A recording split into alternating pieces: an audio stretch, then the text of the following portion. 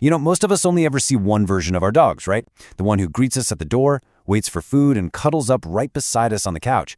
But there is a second, completely unseen version of your dog that literally only exists in those hours after you lock the door behind you. Okay, let's dive into this. And I'm going to start with a slightly uncomfortable question. What does your neighbor know about your dog that you don't? It's a crazy thought, but the truth is your neighbor probably knows quite a bit, because they actually hear what happens when your house is empty. They know the exact minute the barking starts, how long the howling lasts, and which days are just the absolute worst.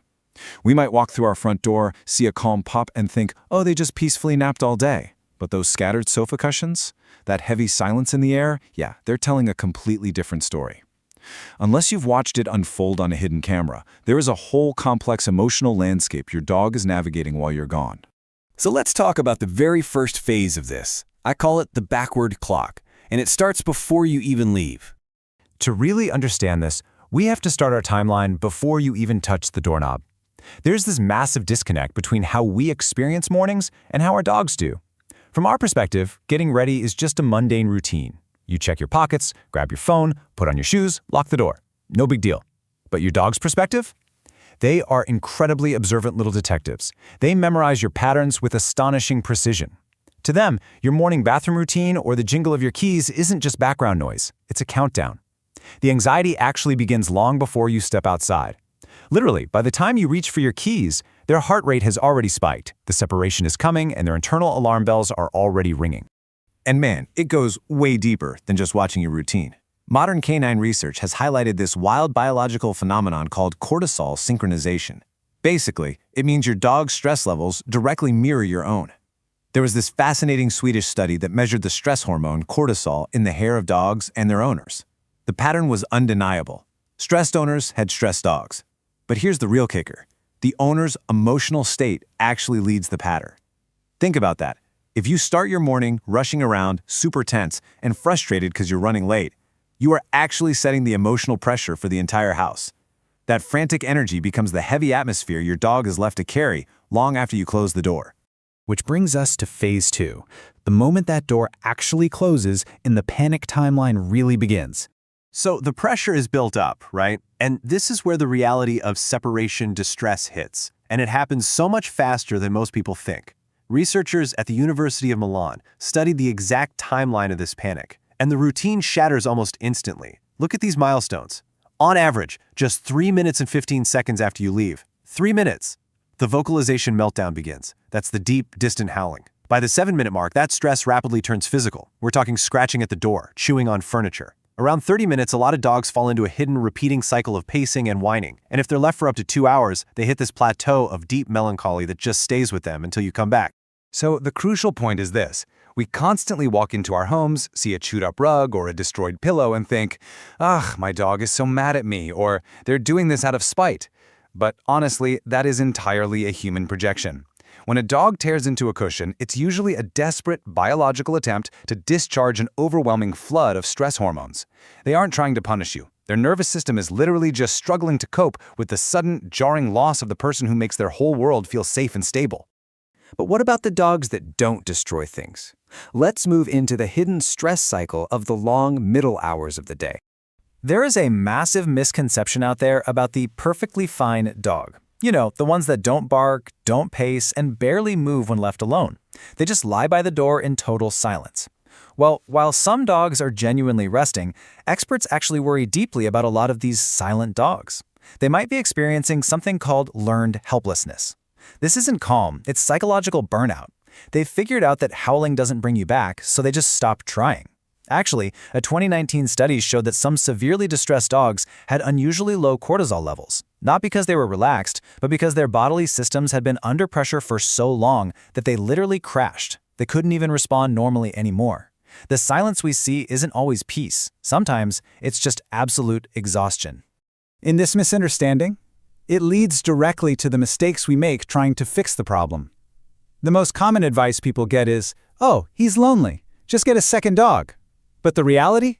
Research shows adding a second dog to a home with an anxious dog often increases panic and vocalization, especially in males. Why? Because the root cause isn't general boredom or needing a playmate. It's a hyper-attachment to a specific person, you. Getting a second dog is basically like handing a person who's drowning a second person who is also drowning. Now you just have two dogs waiting anxiously at the door, feeding off each other's panic. Now we need to shift gears and talk about the arrival trap, which is the exact moment you finally come home. This brings us to the moment that matters most, and I guarantee it's probably not the moment you think. For decades, we were all told that giving our dogs a big, emotional goodbye was the main cause of separation anxiety. But recent research from the Royal Veterinary College totally flips that on its head. The goodbye isn't the primary problem, the return is. Think about it. You walk through the door, you see a chewed-up remote or a mess on the floor, and you immediately react with anger or frustration. Well, here's the trap. Your dog doesn't connect your anger to a mistake they made 4 hours ago. All they know is that the person they've been desperately waiting for has finally returned, and suddenly that return feels threatening. Without meaning to, you create a fearful feedback loop. Now they fear you leaving, and they are terrified of you coming home. Okay, so how do we actually rewire your dog's brain and fix this? We've talked a lot about the physiological storm, but let's get into actionable, science-backed solutions. The core issue with separation anxiety is that your dog has a broken prediction system. To them, the door closing always equals disaster. So, you don't need magic calming sprays, you need graduated exposure. It feels almost painfully simple when you start. You just walk to the door, touch the handle, and sit right back down. Then you step outside for literally 10 seconds and come back. Then 30 seconds. Then a minute. By repeating this consistently, you're teaching your dog a brand new message. The door closing doesn't mean a long, terrifying disappearance. It's temporary, and you are a predictable, returning force.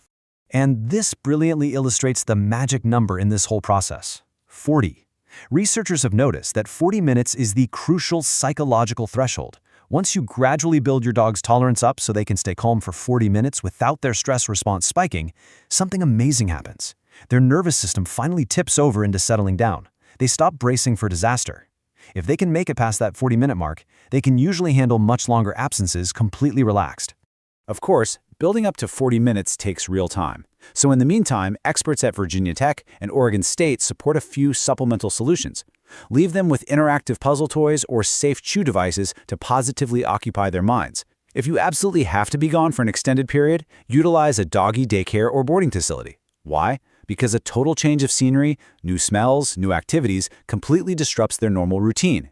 They aren't just sitting in their usual hallway waiting for you to walk through the door.